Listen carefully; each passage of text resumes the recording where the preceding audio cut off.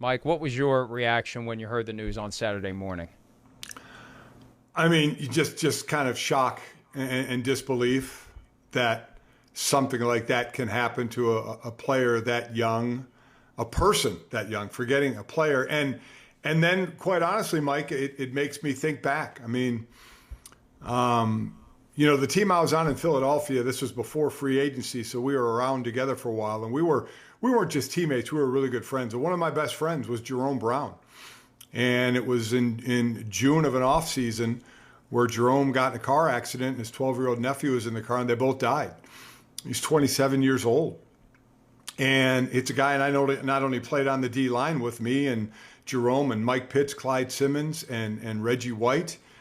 So like I said, we were friends, and I'll never forget getting that call and not believing it. I think the first thing is disbelief. No, this didn't happen. No way this happened. Come on. And then as it starts to sink in, you go through all the stages of shock, disbelief, sadness, anger, everything. I mean, and we had to go on and play a season a couple of months later. We're playing a season for our friend, a teammate, but again, our friend. So for those that were not only his teammates, but acquaintances, but friends that he had, whether it's in college or the NFL, I mean, it's a devastating thing because obviously it's not supposed to happen to somebody that young in that way, but it does. And as an athlete, no matter if you're one of the great players or not one of the great players, it doesn't matter. If you're playing, you have this feeling of invincibility, and you're kind of looked at that way of almost not human. You're like this athlete, their bodies are their lives, and no way this they're not gone, they're not dead, but the harsh reality is they are that life throws some horrible crap at us. And so I feel horrible for him and especially the family who goes on to try and, remember him, and they will remember him, obviously. But it did make me think about Jerome, just a couple of years older than what Dwayne Haskins it was at 25, and Jerome being 27, and just how it's cut short. There's a lot of funk for a while, Mike. There's just a lot of kind of, again, disbelief that something like this, you're like, how? This can't be true. This can't have happened. And literally, there were a lot of us that didn't even believe it about Jerome until we were actually at his funeral, looking at the casket going, oh my God, this is real. And it's a horrible, horrible reality to a game, that we all play, that this is life, man. And what it does is it pops through the bubble that we reside in as we go about our lives, the things we do day in and day out, the things that make the weeks go by Monday through Friday, and then the weekend, and then we start it all over again. We have routines.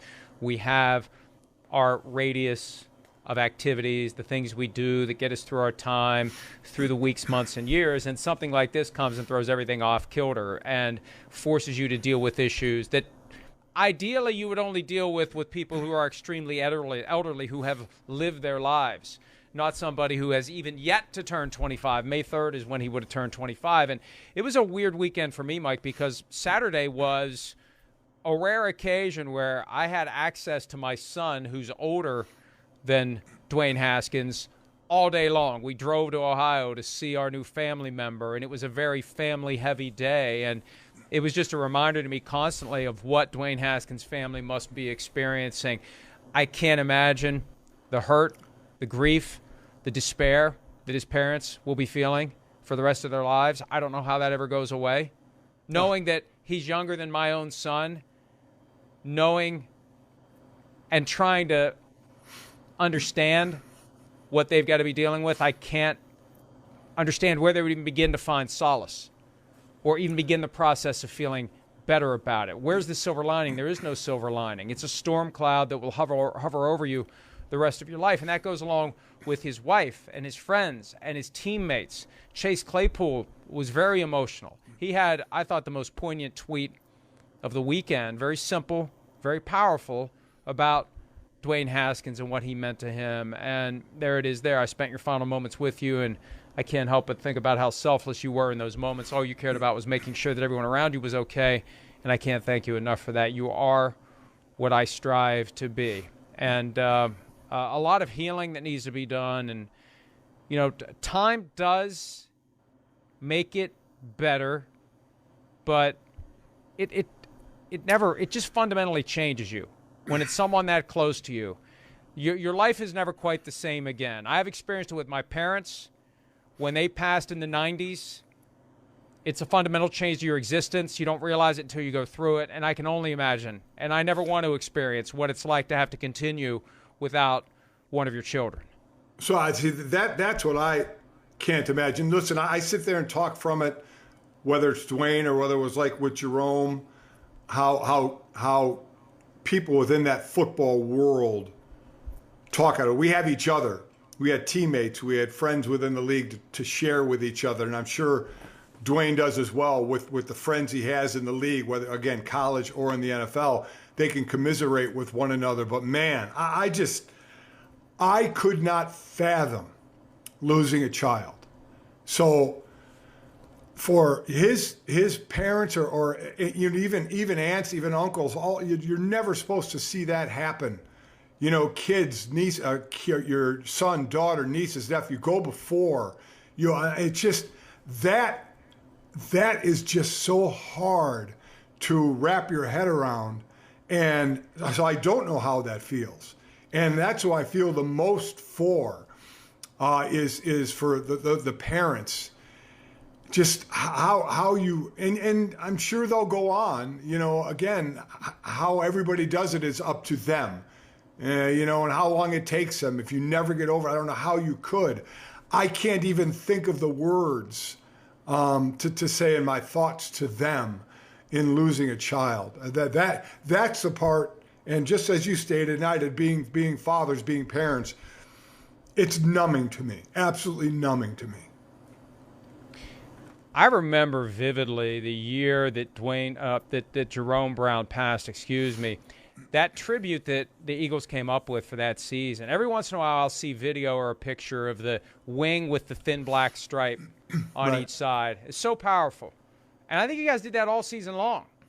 We did. Did you do that all year? Yeah. I mean, a powerful tribute, and it was a reminder to anyone who was paying attention to the NFL all year long that Jerome Brown was gone and that he meant everything to his teammates and coaches and everyone connected to the organization. Here's Coach Ryan Day from today on what he thinks Dwayne Haskins' legacy should be. He was 11 years old walking through this facility and said that this is what I'm going to do, and then did it. I think that's the legacy that he's going to leave behind to so many other younger people across the country, not just in Buckeye Nation, is that you can set a dream and goal and go achieve it, and he did it. And then really, broke a lot of records that year, that first year in 2018. And that video of 11-year-old Dwayne Haskins in May of 2008 with the infectious smile, this is awesome, I'm going to go to college here. And I assumed it was his dad running the video. I don't know who. He doesn't identify himself, but it was a male who had a connection to Dwayne Haskins. Could have been an uncle, a friend, whoever. But you could hear the happiness in that man's voice that Dwayne was so inspired by what he was experiencing. And it's great that he was able to do what he wanted to do and hoped to do at that age. But it makes it even more heartbreaking. I watched that over and over and over and over again. It's a short clip. You can find it on social media, folks, if you haven't seen it. And it's haunting. It's heart-shattering. And, it wasn't that long ago. There he is. Do we have the audio? He says, "This is awesome. I'm going to go to college here." And it was 2008. Chris Sims and I were talking about this earlier today, Mike. 14 years isn't all that long ago once you're an adult and your life settles into a routine. It's like that. Yeah.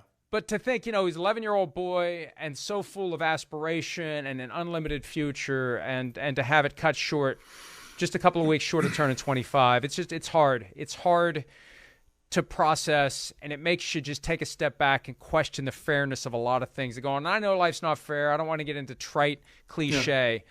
But it really makes you take a step back and just get pissed off that certain things happen to certain people who don't get a fair shake at living a full life. That's a great way to put it, and that's what you go through the anger. We certainly did with Jerome, and you talk about, in the blink of an eye, it's a great Kenny Chesney song called "Don't Blink," which is just, as you were talking about, we were showing that video, I was thinking about that song, and it does go by. But one of the things, obviously, this is a horrible time for, again, especially the family. But think about nowadays, everything gets documented, and that's documented. Right? That video will live on. That video can be such a great inspiration to show to young kids. Look at this kid at 11 years old walked into this locker room and said, "I'm going to be here." And he was. I mean, so while it's horrible and will stick with especially family members forever, at some point there will be that how can be used for good. Well, show this to young kids. This was this kid's dream, and he worked his ass off to get there and did it. And he did it, and you can too. So while it's going to be horrible for, like I said, a long, long time, we're in an era where everything is documented, like that incredible video that can be used to really kind of make some young kids get pretty wide-eyed and maybe, spur them on to do great things. Hi, I'm Mike Tirico, and thanks for watching. Make sure to hit subscribe for the latest news and highlights from NBC Sports.